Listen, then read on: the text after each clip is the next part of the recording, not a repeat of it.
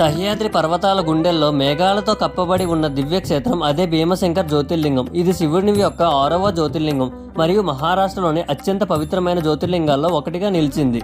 ఇక్కడి ప్రతి అడుగు, ప్రతి గాలి తాకిడి, ప్రతి మేఘం శివుని మహిమను గుర్తు చేస్తుంది. భీమశంకరానికి చేరుకునే ప్రయాణం కూడా ఎంతో ప్రత్యేకం. వాహనాలకు అంత దూరం వరకే వెళ్తాయి. ఆ తర్వాత పచ్చని అడవులు, మేఘాల మధ్య నుంచి సాగిపోయే రహదారి మనల్ని ఆలయ ద్వారాన్ని తీసుకువెళ్తుంది. పక్షుల కూయల్లో జలపాతాల శబ్దాలు, పొగమంచు ఇవన్నీ ఆధ్యాత్మికను మరింత పెంచుతాయి. ఇక్కడికి చేరుకున్నప్పుడు మనసు స్వయంగా ఓం నమః శివాయ అని జపించకుండా ఉండలేరం. నేను ఇటీవల మహారాష్ట్రలోని ప్రసిద్ధి చెందిన భీమశంకర్ జ్యోతిర్లింగాన్ని దర్శనం చేసుకున్నాను. ఈ వీడియోలో మనం దేవాలయం గురించి అన్ని విషయాలు తెలుసుకుందాం. అక్కడికి ఎలా చేరుకోవాలి, దర్శనం ఎలా ప్లాన్ చేసుకోవాలి, చరిత్ర, పురాణ కథలు, దర్శనం టైమింగ్స్ అన్ని విషయాలు ఈ వీడియోలో చెప్తాను. ఇంకా స్టార్ట్ చేద్దామా? హాయ్ ఫ్రెండ్స్, నేను మీ Pavan. Welcome to my channel walk with Pavan. ముందుగా భీమశంకర్ జ్యోతిర్లింగానికి ఎలా చేరుకోవాలో చెప్తాను చూడండి. డైరెక్ట్గా భీమశంకర్కి డైరెక్ట్ కనెక్టివిటీ లేదు కాబట్టి ముందుగా మీరు ఎక్కడున్నా పూణే రీచ్ అవ్వండి. పూణే రైల్వే స్టేషన్ నుంచి భీమశంకర్కి 120 కిలోమీటర్లు ఉంటుంది. అండ్ పూణే నుంచి భీమశంకర్కి బస్సెస్ అండ్ క్యాబ్స్ అవైలబుల్గా ఉంటాయి. అండ్ మన తెలుగు రాష్ట్రాల నుంచి పూణేకి డైరెక్ట్ ట్రైన్స్ అవైలబుల్గా ఉంటాయి చూడండి. అదేవిధంగా మీరు ఎక్కడున్నా ఫ్లైట్లో రావాలనుకుంటే ముందుగా మీరు పూణే రీచ్ అవ్వాలి. అదే రోడ్ మార్గంలో అయితే పూణే ఆర్ నాసిక్ నుంచి స్టేట్ హైవే 72 నుంచి స్టార్ట్ అయితే సినరిక్ వ్యూ నుంచి సహ్యాద్రి హిల్స్ రూట్లో చేరుకోవచ్చు. మనకి బస్సెస్ ఆర్ క్యాబ్స్ కాకుండా ఆలయం చేరుకోవడానికి ట్రెక్కింగ్ కూడా చేస్తారు చాలామంది. నా రికమెండేషన్ అయితే మాత్రం మీరు ఎక్కడున్నా ఎలా చేరుకున్నా మార్నింగ్ 4 or 5 కల్లా పూణేకి రీచ్ అయ్యేలా చూసుకోండి. ఎందుకంటే మీరు 1 day ట్రిప్ ఓన్లీ భీమశంకరే చూస్తాం అయిపోయిన తర్వాత మళ్ళీ బ్యాక్ టు హోమ్ టౌన్ అనుకుంటే మాత్రం 4 or 5 కల్లా రీచ్ అవ్వండి. ఒకవేళ మీరు ఫ్యామిలీ ఆర్ ఫ్రెండ్స్తో వస్తే మీరు దగ్గరలో హోటల్ తీసుకొని ఓన్లీ ఫర్ ఫ్రెష్ అప్ అని చెప్పి ఒక 2 hours తీసుకోండి. తక్కువలో తక్కువ మీకు 400 to 500 తీసుకుంటారు. లేదు మాకు పర్లేదు, లేడీస్ ఎవరు లేరు, బాయ్స్ గ్యాంగే వచ్చాం, హోటల్లో ఏమొద్దు అనుకుంటే స్టేషన్లోనే ఫ్రెష్ అయిపోండి. లేదు భీమశంకర్ పైకి వెళ్ళిన తర్వాత రూమ్స్ తీసుకొని ఫ్రెష్ అవుతాం ఆర్ బయట సులభ్ కాంప్లెక్స్లో ఫ్రెష్ అయిపోతాం అంటే అది మీ ఇష్టం. తర్వాత మీరు స్టేషన్ నుంచి బయటకు వస్తే ఆపోజిట్లోనే మీకు బస్ స్టాండ్ కనిపిస్తుంది. ఆ బస్ స్టాండ్ నుంచి శివాజీనగర్ బస్ స్టాండ్కి వెళ్ళండి. మీకు 25 రూపీస్ తీసుకుంటారు. తర్వాత శివాజీనగర్ బస్ స్టాండ్ నుంచి భీమశంకర్కి ప్రతి గంటకి లేదా 2 గంటలకు ఒక బస్సు అవైలబుల్గా ఉంటాయి. పర్ పర్సన్కి అరౌండ్ 220 రూపీస్ తీసుకుంటారు. సుమారు జర్నీ టైం వచ్చి 4 నుంచి 5 గంటల సమయం పడుతుంది. సో మీరు ఎంత అయినా మీరు 4కి కానీ 5కి కానీ బస్సు ఎక్కినా మీరు రీచ్ అయ్యేసరికి 9 అవుతుంది. సో అందుకోసమే మీరు ముందుగా పూణే రీచ్ అయినప్పుడే 4కి కానీ 5కి కానీ రీచ్ అవ్వండి అని చెప్పాను. ఒకవేళ మీరు 1 day ట్రిప్ అనుకొని వచ్చి మార్నింగ్ 9 or 10కి రీచ్ అయ్యి అక్కడ ఫ్రెష్ అయ్యి దాని తర్వాత టెంపుల్కి భీమశంకర్కి రీచ్ అయ్యేసరికి 1 or 2 అయిన తర్వాత మీరు దర్శనం చేసుకొని మీరు మళ్ళీ స్టార్ట్ అయ్యేసరికి 4-5 అయిపోద్ది. ఒక్కోసారి 4-5కి లాస్ట్ బస్సెస్ ఉంటాయి. సో అది మీరు అందకపోతే నైట్ అక్కడే స్టే చేయాల్సి వస్తుంది. సో అందుకే నేను చెప్తుండేటంటే మార్నింగ్ 4 or 5 కల్లా మీరు పూణేకి స్టార్ట్ అయితే 9 కల్లా 10 కల్లా మీరు భీమశంకర్ రీచ్ అయిపోతే మీరు రిటర్న్ అయిపోవడానికి ఈజీగా ఉంటుంది. ఈవినింగ్ మీకు డైరెక్ట్ శివాజీనగర్ నుంచి భీమశంకర్ బస్సెస్ చాలాసేపటికి దొరకకపోతే శివాజీనగర్ నుంచి మంచర్కి వెళ్ళండి. మంచర్ ఈజ్ మిడ్ పాయింట్. మళ్ళీ అక్కడ నుంచి భీమశంకర్ బస్సెస్ ఉంటాయి. కానీ ఎందుకంటే పూణే నుంచి డైరెక్ట్గా బస్సెస్ ఒక హాఫ్ అన్ అవర్ కానీ 1 hour లేట్ అయినా డైరెక్ట్గా ఎక్కిపోండి. ఒక 30 minutes లేట్ అయినా పర్లేదు. అదే మంచర్లో దిగి మళ్ళీ అక్కడ నుంచి బస్ కోసం వెయిట్ చేసి అక్కడ నుంచి మళ్ళీ అక్కడికి వెళ్ళేసరికి మీకు టైం వేస్ట్ అయిపోద్ది. సో ఒకవేళ శివాజీనగర్ నుంచి భీమశంకర్కి ఒక 1 hour వెయిట్ చేసిన బస్సు ఉంటుందంటే అక్కడ నుంచే వెళ్ళండి. అదే బెస్ట్. ఇప్పుడు నేను ఎలా రీచ్ అయినా చెప్తాను చూడండి. నేను ఒక భీమశంకర్కి వెళ్ళలేదు. భీమశంకర్ నుంచి నాసిక్, తర్వాత త్రయంబకేశ్వరం, తర్వాత కృష్ణేశ్వరం, అక్కడ నుంచి షిరిడి, శనిసింగ్నాపూర్ అన్నీ చూసుకొని వెళ్ళా. ఇదంతా మాకు తిరగడానికి 3 days అలా టైం పట్టింది. నేను ఒక ట్రావెల్ కంపెనీతో సోలోగా గ్రూప్ ట్రిప్తో వెళ్ళా. ముందుగా మేము థర్స్డే నైట్ కాజీపేట నుంచి హట్సాపూర్ ఎక్స్ప్రెస్కి వెళ్ళే ట్రైన్ టికెట్ తీశారు వాళ్ళు మాకు. 9:30కి లింగంపల్లిలో ఎక్కాలి. కానీ train around 2 hours late delay అవ్వడంతో 11:30కి ఎక్కాం. అక్కడ నుంచి సుమారు 32 మంది వెళ్ళాం. అండ్ 2 members గైడ్తో వచ్చారు మాతో పాటు. మేము హట్సాపూర్లో దిగేసరికి 12:30 అయ్యింది. కానీ యాక్చువల్ టైం అరౌండ్ 10:30కి రావాలి. అంటే 2 hours డిలే. మేము వెళ్ళేసరికి టెంపోస్ రెడీగా ఉన్నాయండి. అక్కడ నుంచి పూణేలో ఒక 2 hours ఫ్రెష్ అవ్వడానికి హోటల్ తీసుకున్నారు. మేము ఫ్రెష్ అయ్యి ఎవరు ఏమీ తినలేదు. మార్నింగ్ అండ్ ఆఫ్టర్నూన్ కూడా. ఇంకా 3కి అలా స్టార్ట్ అయ్యాం. ఇంకా ట్రాఫిక్ చాలా ఉండటంతో ఇంకా చాలా లేట్ అయిపోయింది అనుకున్నాం. అక్కడ నుంచి అందరికీ ఆకలి వేయడంతో ఘాట్ రోడ్ స్టార్టింగ్లో ఒక హోటల్ దగ్గర ఆపేశారు. ఆల్మోస్ట్ 5కి తిన్నాం. చాలా బాగుంది ఫుడ్. అండ్ అక్కడ నుంచి భీమశంకర్కి రీచ్ అయ్యేసరికి 8:30 అయ్యింది. అక్కడ దిగేసరికి ఫుల్ పొగమంచు, ఎవరు ఏమీ కనిపించట్లేదు. ఇంకా ఏంటి అంటే మేము నైట్ 11 కల్లా నాసిక్ రీచ్ అయిపోయి స్లీప్ వేద్దాం అనుకున్నాం. కానీ ఇక్కడే 8:30 అయిపోయింది. ఇంకా నాసిక్ వెళ్ళేసరికి ఇంకా టైం పడుతుందని చెప్పి ఇంకా లేట్ అయిపోతుందని త్వరగా దర్శనం చేసుకొని వచ్చేదామని మేము వెళ్ళాం. మాకు ఒక ప్లస్ పాయింట్ ఏంటంటే మేము క్లోజింగ్ టైంలో వెళ్ళాం కాబట్టి మాకు దర్శనానికి చాలా తక్కువ సమయం పట్టింది. 20-30 మినిట్స్ అలా సమయం పట్టింది. అదే మీరు మార్నింగ్ కానీ ఆఫ్టర్నూన్ కానీ వస్తే ఈజీగా 2-3 అవర్స్ అలా టైం పడుతుంది. దర్శనం చేసుకొని ఫొటోస్ అండ్ వీడియోస్ తీసుకొని లేట్ అవుతుందని ఇంకా 10 కల్లా స్టార్ట్ అయ్యాం.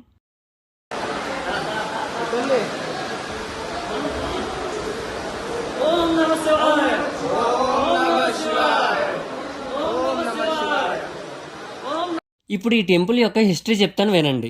భీమశంకర్ జ్యోతిర్లింగం స్వయం రూపం గురించి పురాణ గ్రంథం శివపురాణంలో వివరింపబడింది. కుంభకర్ణుడికి ఒక కుమారుడు ఉన్నాడు. అతని పేరు భీముడు. కుంభకర్ణుని మరణం తర్వాత భీముడు జన్మించాడు. ఈ కారణంగా భీముడికి తన తండ్రి కుంభకర్ణుడు ఎలా మరణించాడో తెలియదు. తన తండ్రి రాముడి చేతిలో మరణించాడని భీముని తల్లి చెప్పింది.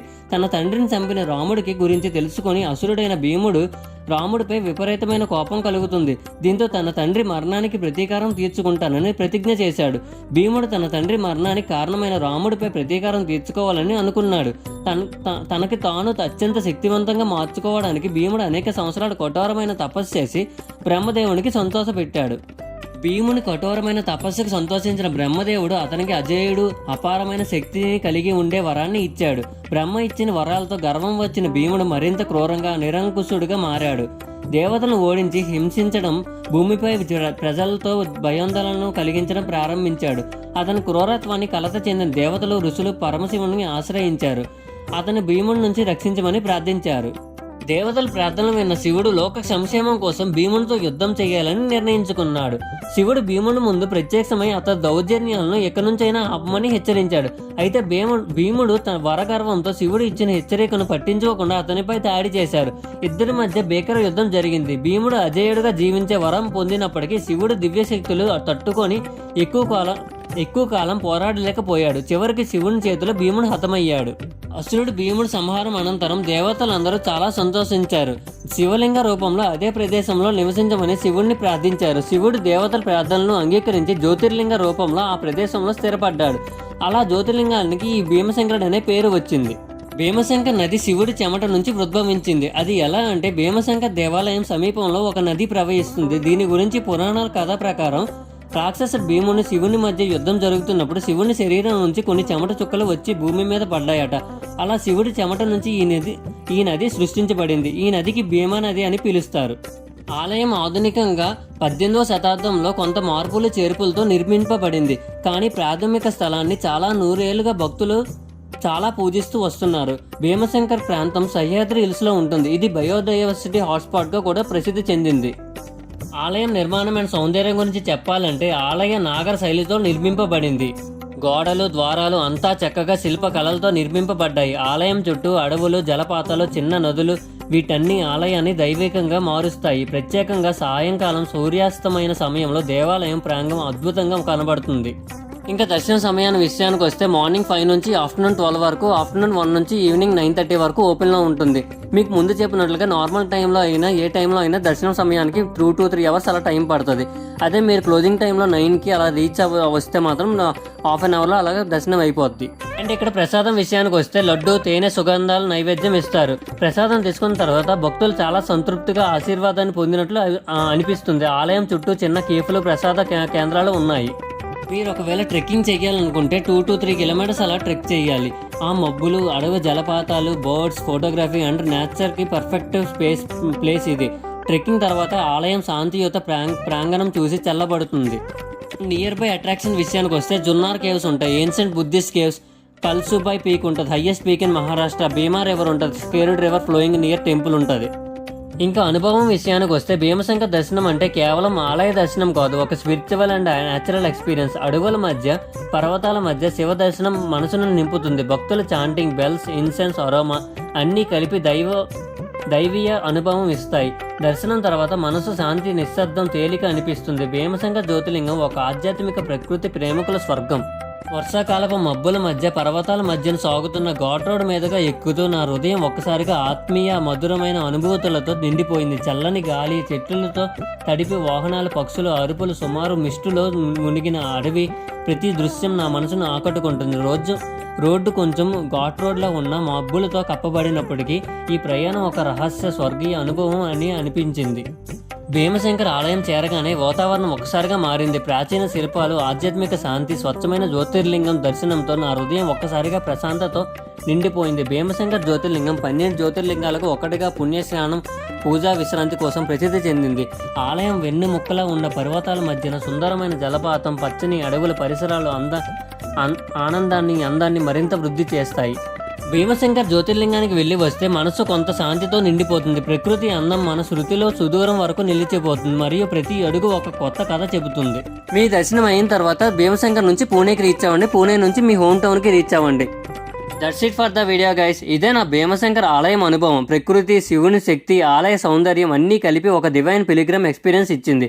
వీడియో నచ్చితే లైక్ చేయండి, షేర్ చేయండి. ఇలాంటి ట్రావెల్ అండ్ స్పిరిచువల్ వ్లాగ్స్ కోసం సబ్స్క్రైబ్ చేయండి. ఓం నమః శివాయ.